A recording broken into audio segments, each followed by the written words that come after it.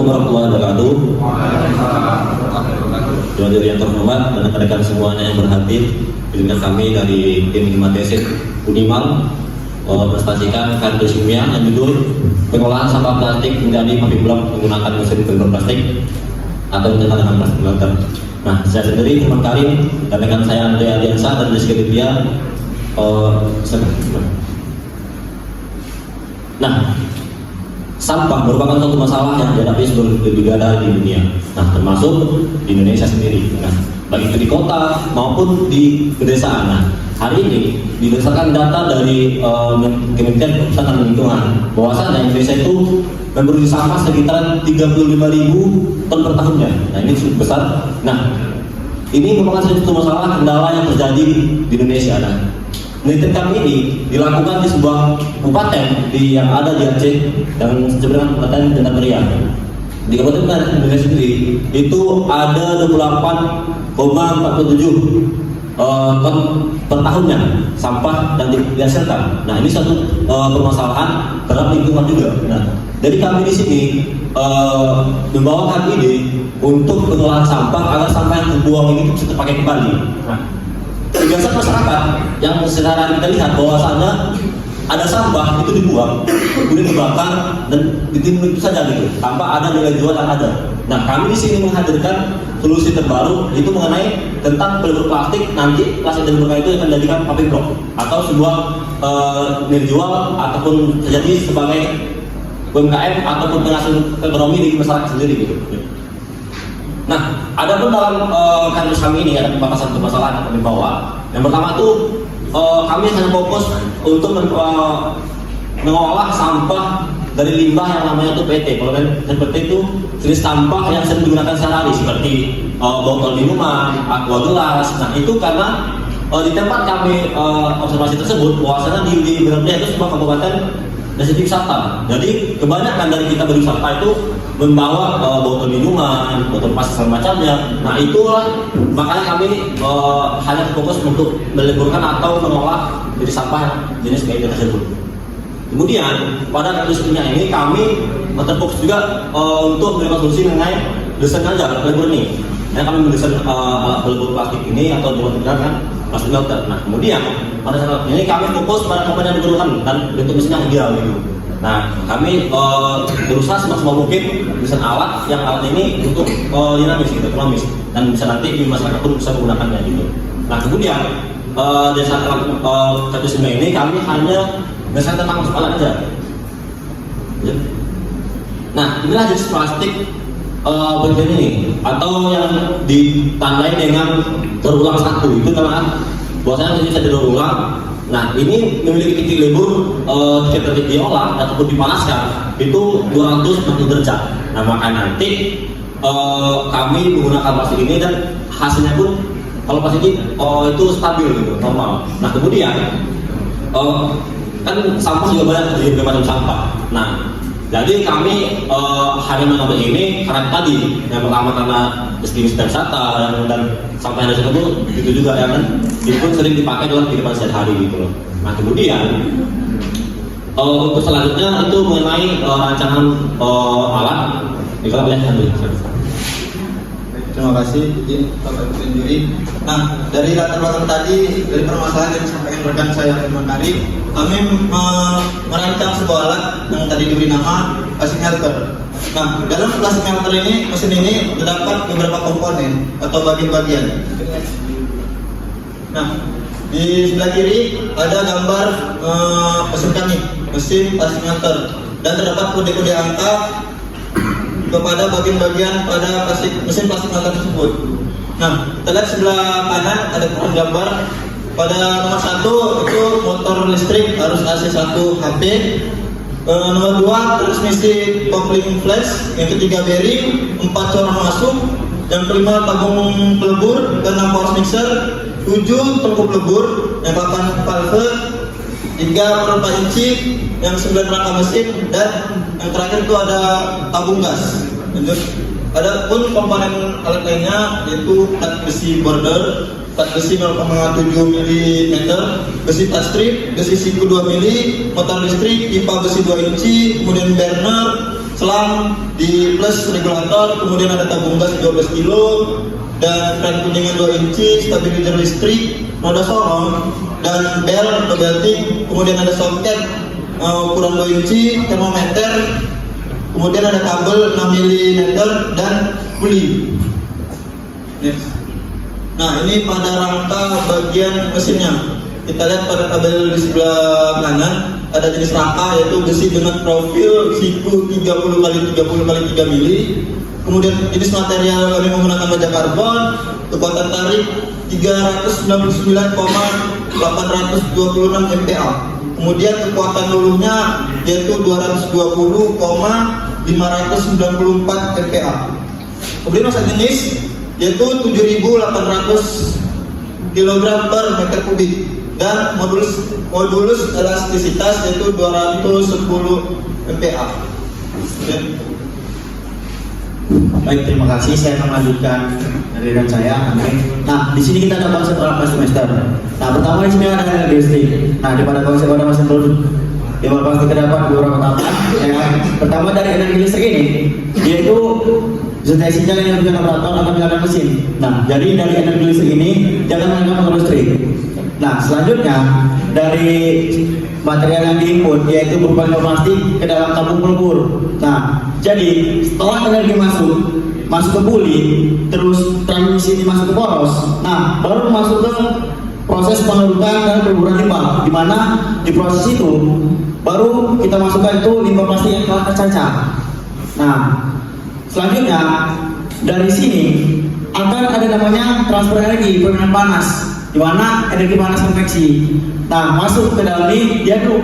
Setelah diaduk, pada saat pengadukan itu dicampur dengan oli sebagai bahan tambah. Nah, setelah material plastik meleleh, setelah diaduk sekitar. Nah, untuk jamnya ini kami di sini kenapa tidak dibuat di sini? Kami pengaturan dari kecepatan api, besar api itu tadi.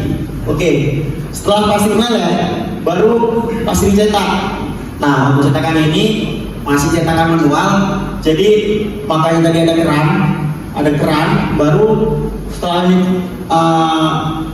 kita cetak, baru kita berikan jadi plastik blok.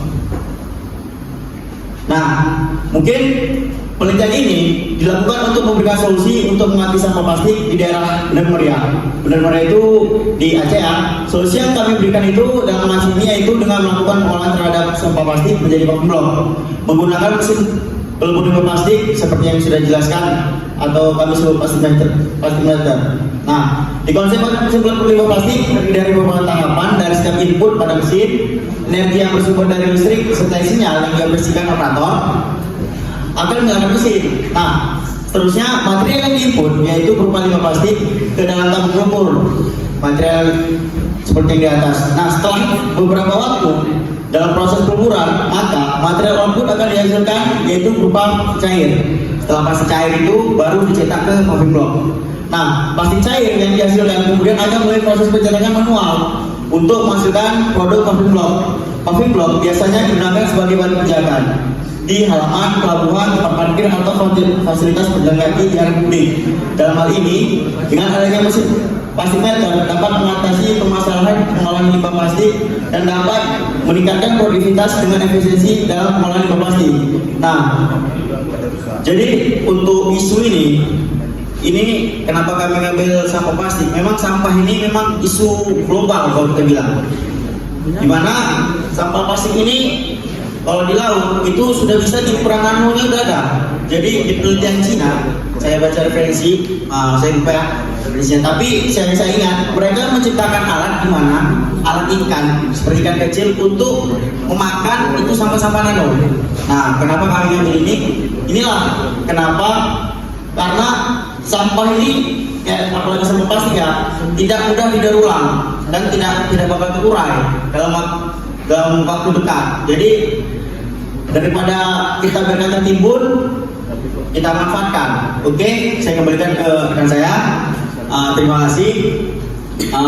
Saya akhiri. Assalamualaikum warahmatullahi wabarakatuh.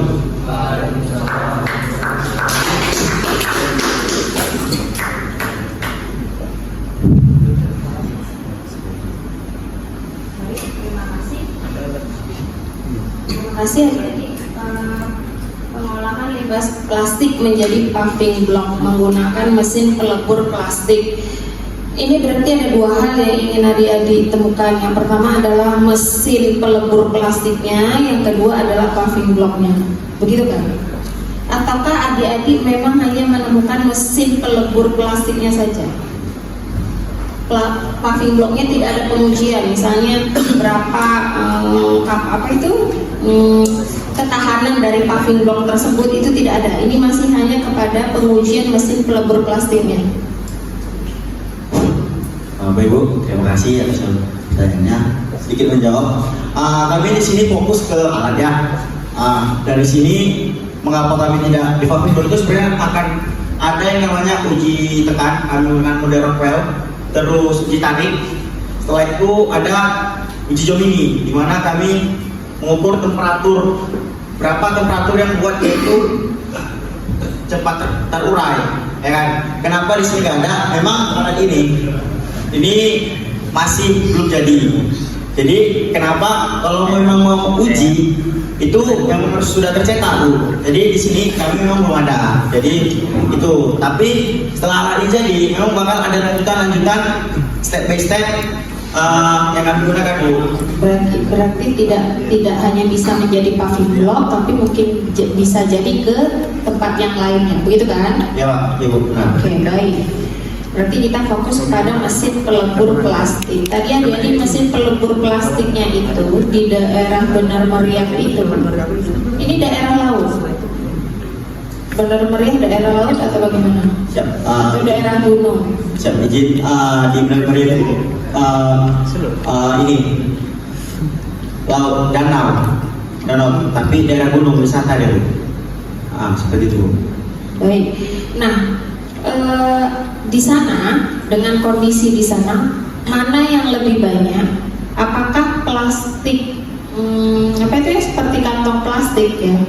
Seperti kantong plastik, atau memang banyak sampah yang adik-adik menggunakan apa itu tadi? Yang slide keempat. Nah, apakah dengan menggunakan polyethylene ini mana yang lebih banyak? Baik, terima kasih Bu sebenarnya. Nah, kalau untuk plastik PET, jenis PET itu seperti kayak botol yang minum-minuman.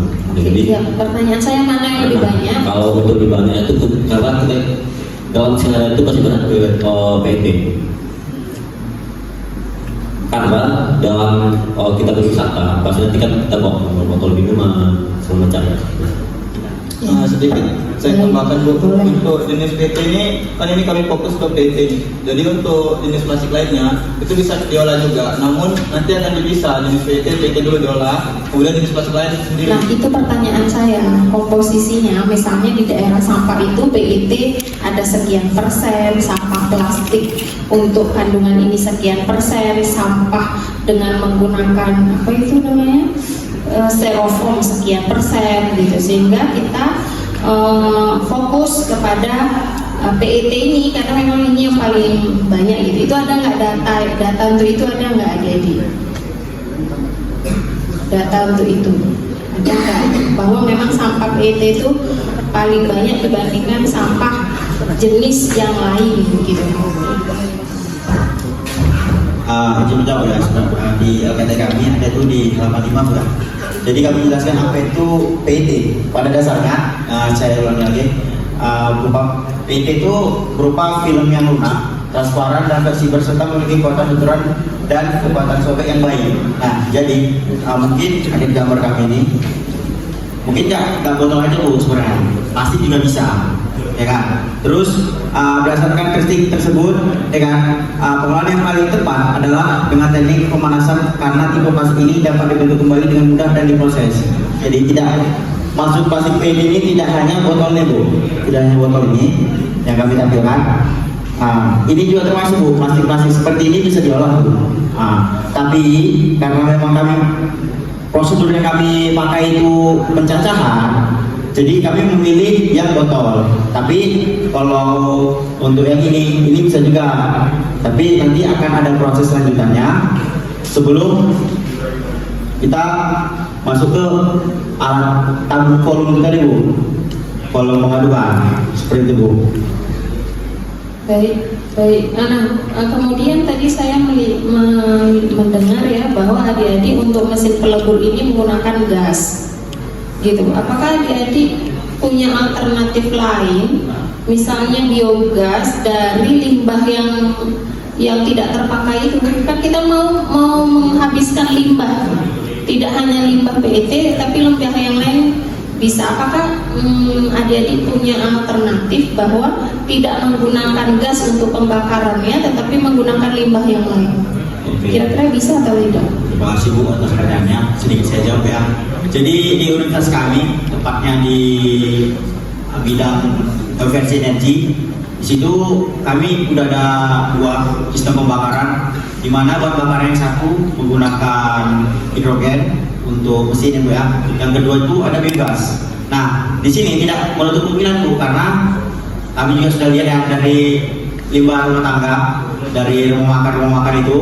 Nah, jadi yang permasalahannya nanti pada saat uji kalori, pemanasan tadi, titik api. Nah, tidak menutup kemungkinan Bu, ketika memang ada lanjutan itu bakal terjadi. Tapi yang kami tahu di universitas kami, tekniknya di teknik mesin di bidang konversi energi, nilai gas yang ada di biogas itu sangat rentan untuk merusak komponen Bu, karena zat asam dia itu tinggi Bu.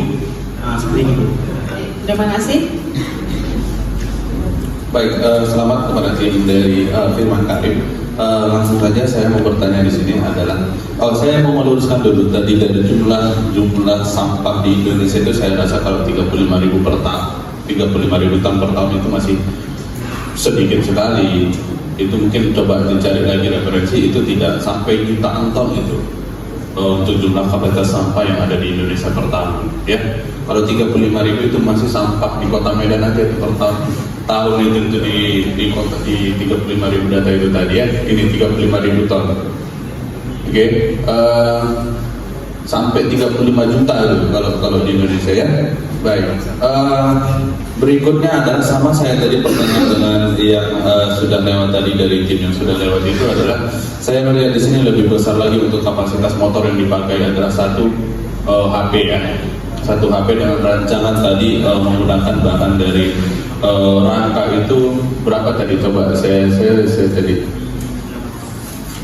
Oke, cuma satu aja bisa ditunjukkan. Adakah uji atau sudah literatur yang mendukung dari pembuatan mesin kalian itu dengan satu HP itu bisa menggunakan sekian rangka untuk kapasitas rangkanya ini tadi? Adakah literatur yang sudah pernah kalian baca untuk mendukung ini? Atau mungkin sama, mungkin ini adalah ide, atau mungkin sudah pernah kalian melihat alat yang lain juga seperti ini sehingga bisa digunakan untuk kapasitas satu HP tadi? Ada literatur yang sudah pernah mendukung ini gitu?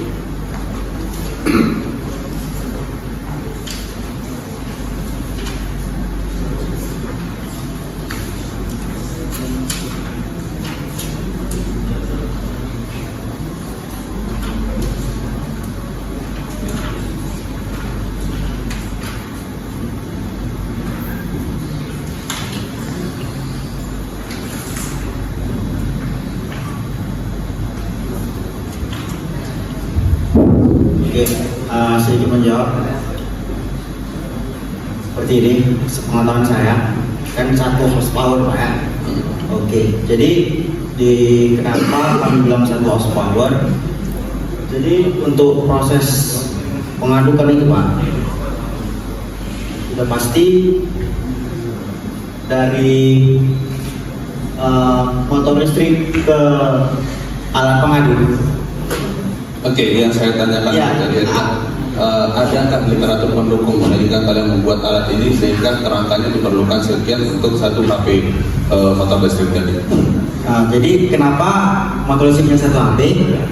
Itu dulu yang saya jawab. Karena dari pel ini Pak, dia tenaga itu berkurang 15% Pak ya. Nah, jadi untuk mempermudah dan mempercepat yang namanya proses pengadukan, kami berpikir ketika memang kapasitas ini tabung pelebur lebih besar dan